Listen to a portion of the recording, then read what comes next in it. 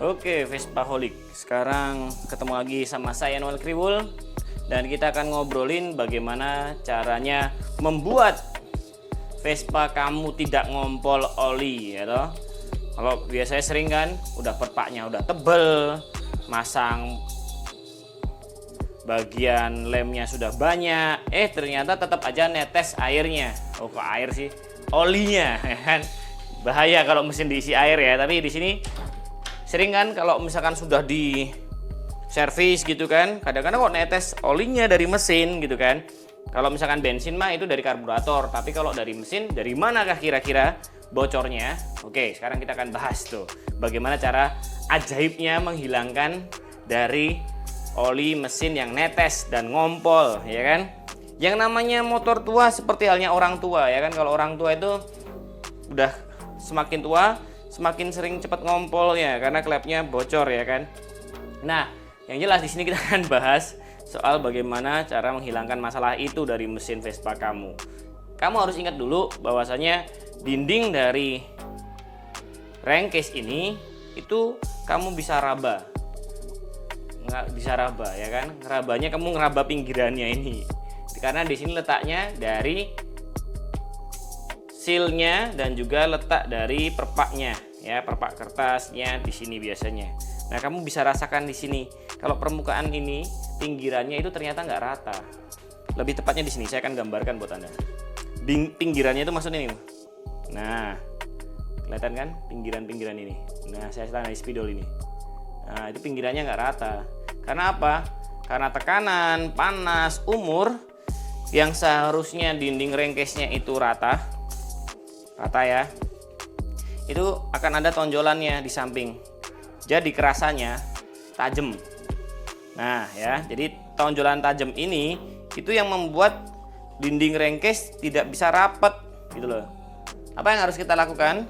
Kita akan tandai nanti tonjolan-tonjolan ini ya. Kalau saya biasanya kan saya kikir, jadi nanti permukaannya seperti ini, jadi seperti ini, agak serong ke dalam dikit seperti ini nanti. Oke, jadi kita akan ratakan permukaan dinding dari crankcase ini gitu loh. Kalau pengen lebih taunya, lebih cepatnya, Anda tinggal tandain aja di sini. Oke, Vespa lover, tandain aja di sini pakai spidol permanen. Kamu bisa rasakan kok kalau ternyata dinding-dinding ini tuh agak ngangkat gitu loh. Bisa tandain dengan spidol, atau kamu bisa rasakan mengitari dari permukaan crankcase ini. Nih. Tuh, kamu bisa rasakan.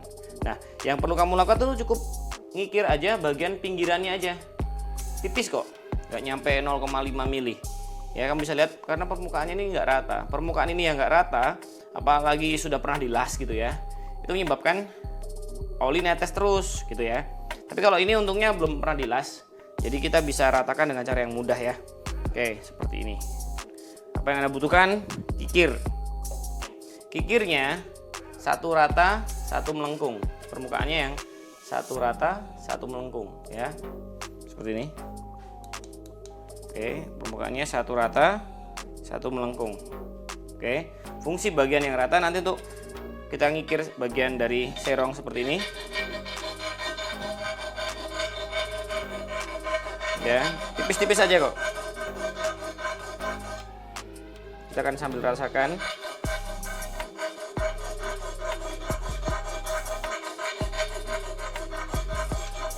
Nih. Nah, ini permukaannya udah rata ya. Cepat banget kok, cuman tipis aja. Jadi kurang lebih jaraknya itu 1 milian dari pinggir ya.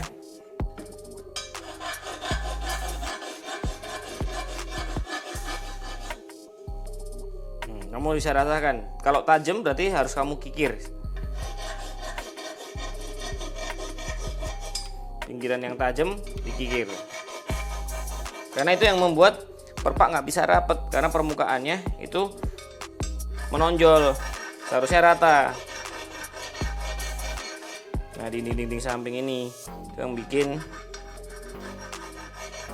kalau nggak rata jadi bocor. Oke, seperti ini ya contohnya ya, yang sudah saya kerjakan. Pojokan dalam ini sudah saya kerjakan nih, cepet kok pengerjaannya ya.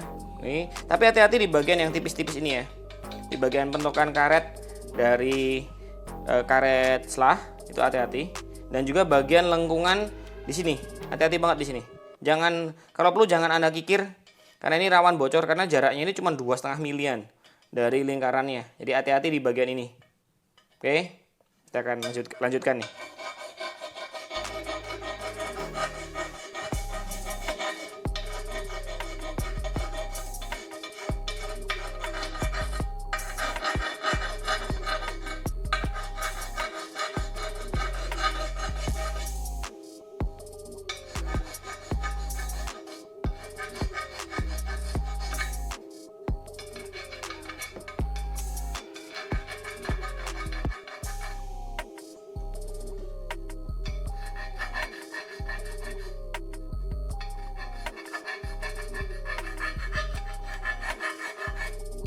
Karena kikirnya baru jadi enak.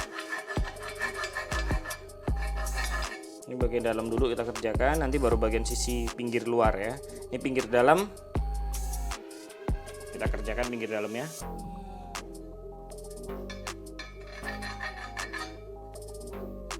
Sudah mulai rata.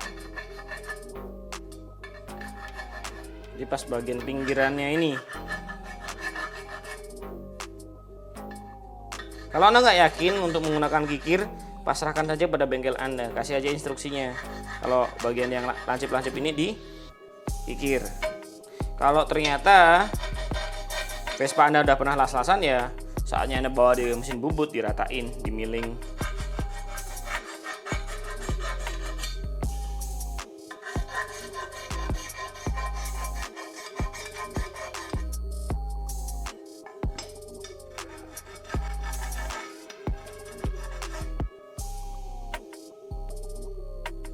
Seperti ini hasilnya.